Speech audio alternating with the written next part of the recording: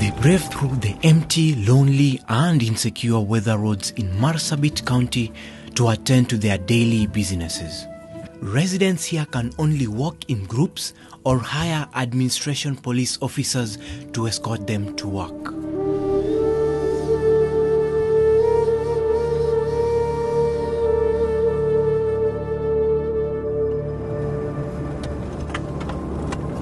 After driving almost 800 kilometers from Nairobi, we arrive in Moyale.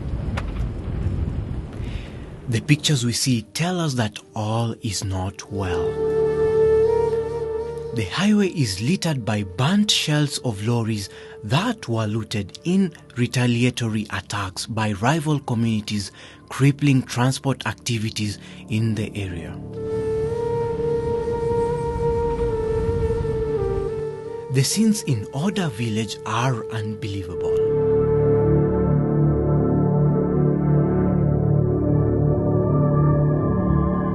Armed military vehicles roamed the empty and abandoned villages where hundreds have already fled in fear of attacks.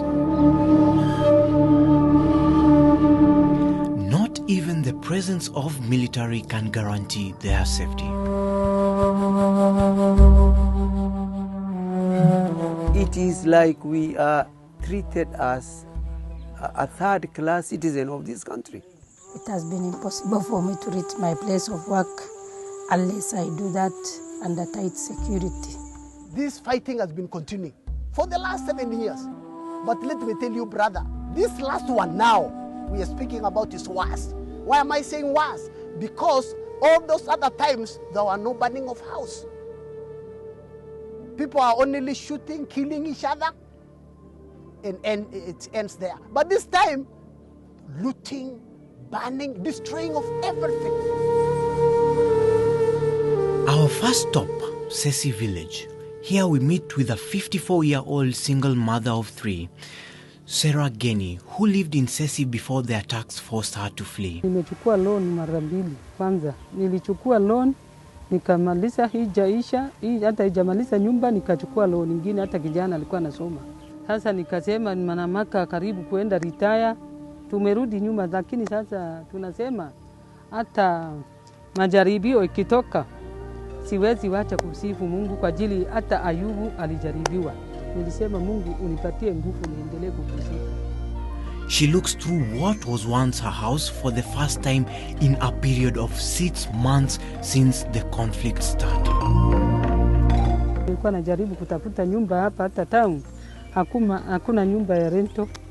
Hata hapa ka immigration nilikuwa nimejaza form juzi nipate nyumba huko niingie. Waliniambia kuna, lakini wataangalia tu kama iko nafasi ya kuingia huko.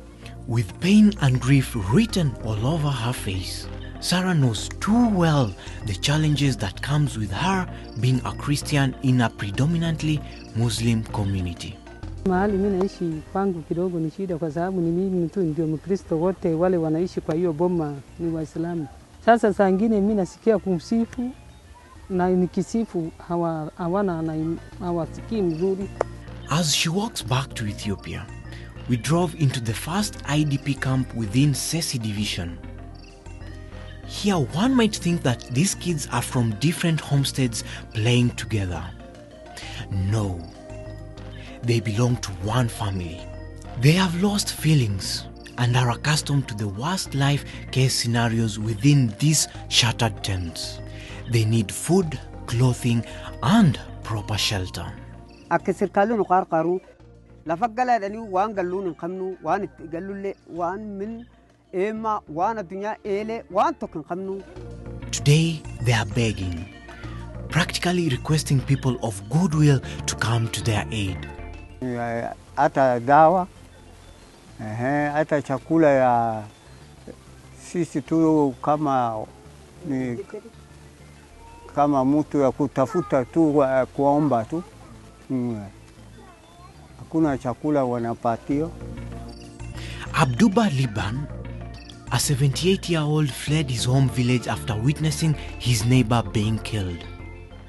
Kila kitu huko na choma jumba, unawacha huko unachoma, na chukua mali yetu, ile kila kitu sisi tuiko. In the neighboring Butie, one of the areas largely affected during the intertribal conflicts, there is no one in sight. Torched houses dot the landscape here. Most of the residents here, we are told, have fled to the neighboring Ethiopia. The only place that is safe is Ethiopia. So they will only run to Ethiopia. Tumeadrika sana. Hakuna maji unapata. Magonjwa ni hapo, hakuna madawa. Baridi ni hiyo, hakuna manyumba. Tunatorokea serikali ya Ethiopia. Kwa nini? Kwa sababu kule Kenya tumetoka kwa sababu ya vita. Serikali ya Ethiopia kweli kwa dispensary kidogo wamesaidia. Maji ni hayo, lakini maji kidogo hapo kuna wengi wanaumwa na kidney. Kwa sababu maji hapa ni chumvi. Hiyo pia ni maadhiriko tumepata. Watoto wetu tangu hii vita ianze miaka 3 iliyopita hawapati masomo vizuri. We are feeling really bitter because our children are losing. There are 11 schools closed until today. We are waiting for the government to intervene, but the intervention is very minimal.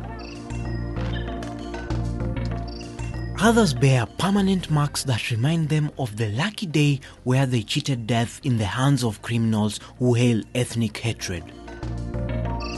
One night, it happened that the gunshot was so much that we were told people from Butia all came out of their houses for their safety into the bush. So people told us, you also move out, because everybody has moved out of their homes. With children, you could hear people, small babies crying, women carrying and calling their children's name, and it is so dark. And I said, you cannot tell whether the enemy is just behind the fence. So I said, it is better for me just to hide myself within the house.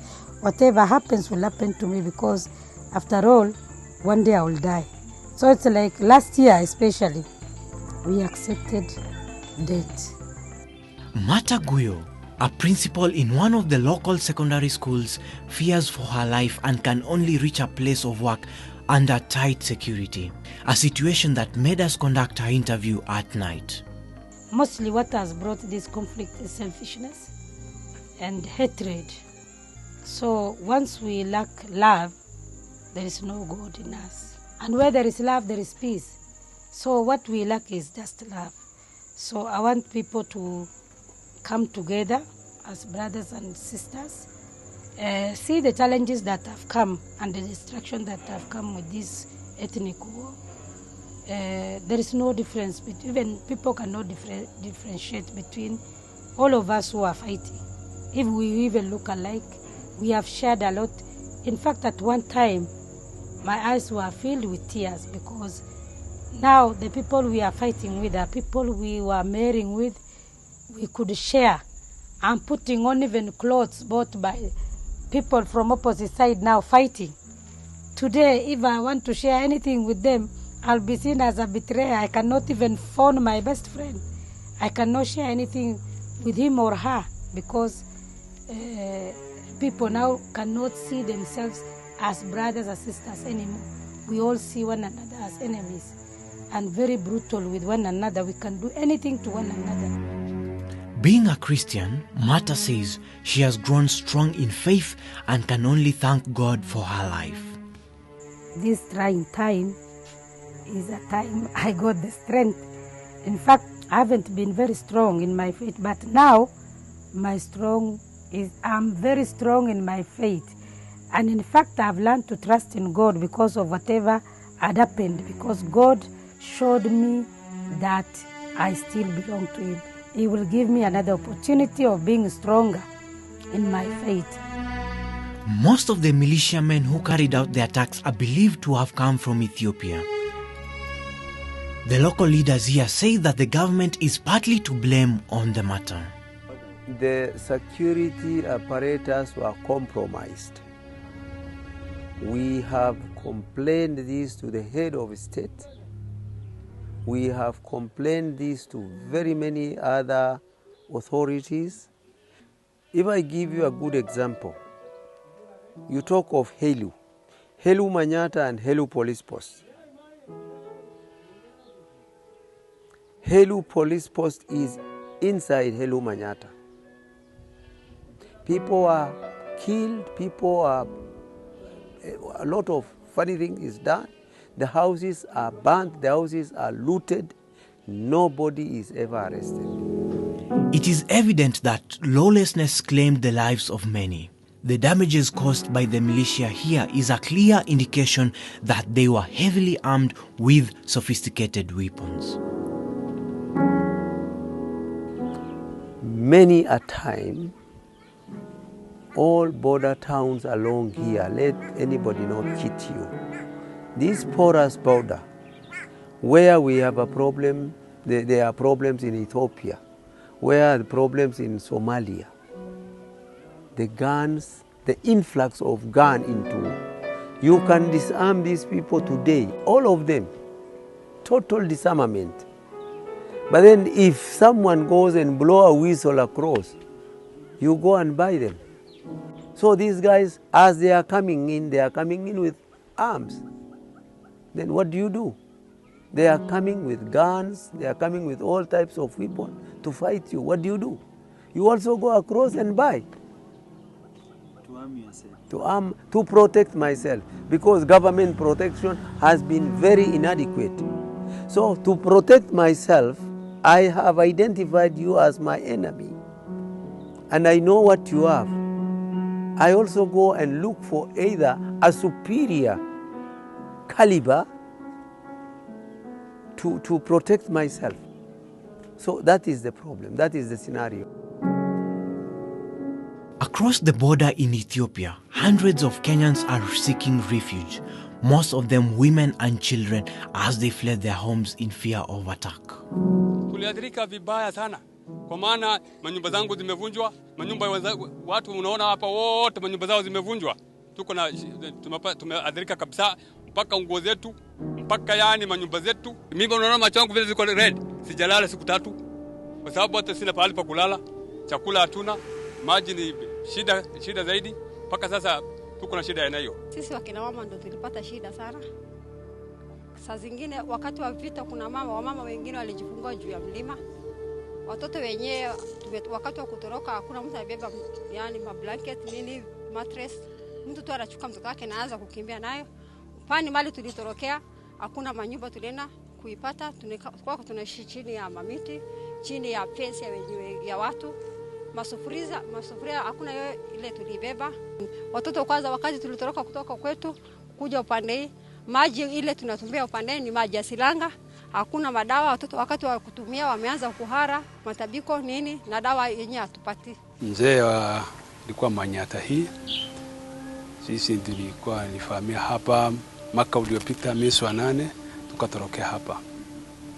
Sasa watoto wako upande ya ngambo Ethiopia, wengine hapa upande ya Sesi, watu wanakaa hivyo. Shida yetu kitu kwanza ni tumbo. Mali ya pili ni mali ya kulala. Watu wengine hata hakuna wajumba ya watu nakaa, ingine iko nakaa noma salandaba. Chakula, ema, turudishe kwetu. Alafu salama apate, ulinzi ya serikali upate, jumba tujenge, ndio turudi kwa Manyata yetu. Sisi watu walipigiliwa na vita, baka jumba yote inachomelewa. Hakuna hata moja wa kabila yetu ya Borana, jumba katika Manyata hakuna moja na baki. Yote imechomelewa. Sasa sisi tumetoroka mwezi wa 8 tarehe 28 anatoroka naingia Ethiopia. Naingia Ethiopia, kila mtu na kwenda jificha kwa fence ya watu kwa chini ya ano. Hakuna maji, shida. Sisi naye ni watu wingi, chakula utoshiki, hata ile nilisaidiwa. Kila mtu na kuonjesha watoto yao. Hakuna mahali ya kulala. Shida yetu ndio hiyo. Kule kwetu hakuna hata chakula. Hakuna chakula mtu anapata. Hata wakipeana chakula wanawaambia watu wafanye kazi ya kuchimba mtaro, alafu unapewa siju kilo 20.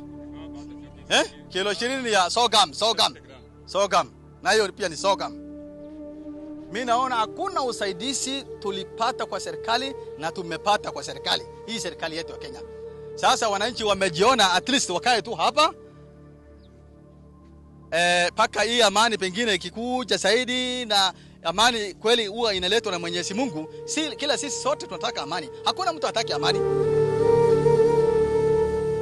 For this group, security is like a thorn in their flesh. Almost everyone here has a story to tell, either as a survivor or about a relative who died as a result of tribal antagonism along the paths leading to and from Marsabit town.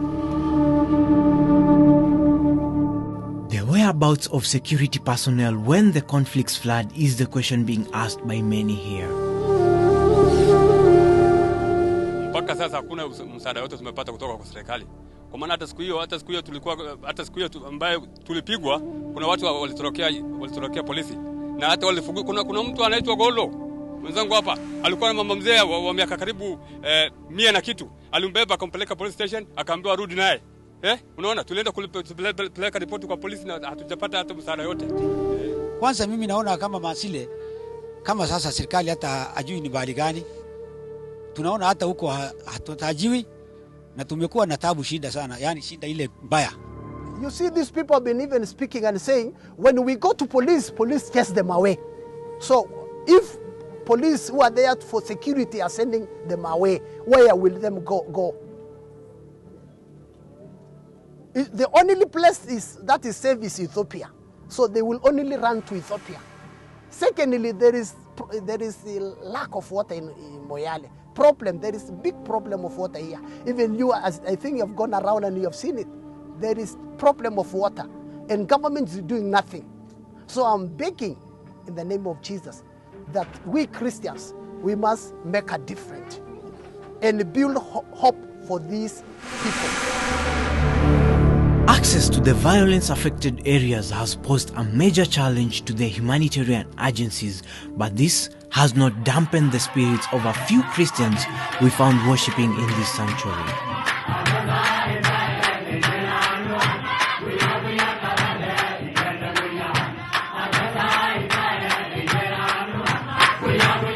Me, I'm asking and begging Christians in the name of Jesus that show love. All the way where you have visited, you have seen homes, you have seen families are displaced. Some does not have food, some does not have water, some does not have even clothes. Shelter is not there. So all these things are needed. What I'm asking as the pastor here is to ask Christians to come forward, help and stand with us, and God will bless you. This is what you find in Proverbs chapter 19 verse 17 that says, "Whoever is generous to the poor lends to the Lord, and he will repay him for his deed." It is therefore our responsibility to help our brothers and sisters in Moyale. Let's not grow weary.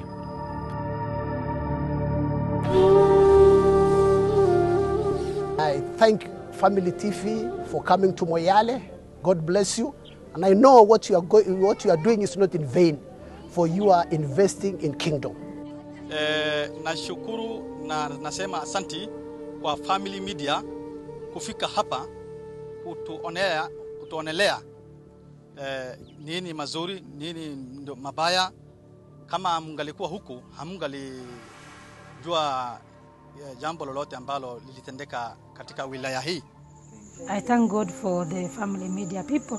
In fact, I said God will bless whoever came up with that idea of coming up with the Family TV, because that is one very good way of reaching the whole world. Join us as Family Media as we help the people of Moyale regain their lost hope by sending your donation to M-Pesa Paybill 318 318 or Equity Bank Account number 0810 2972 53682.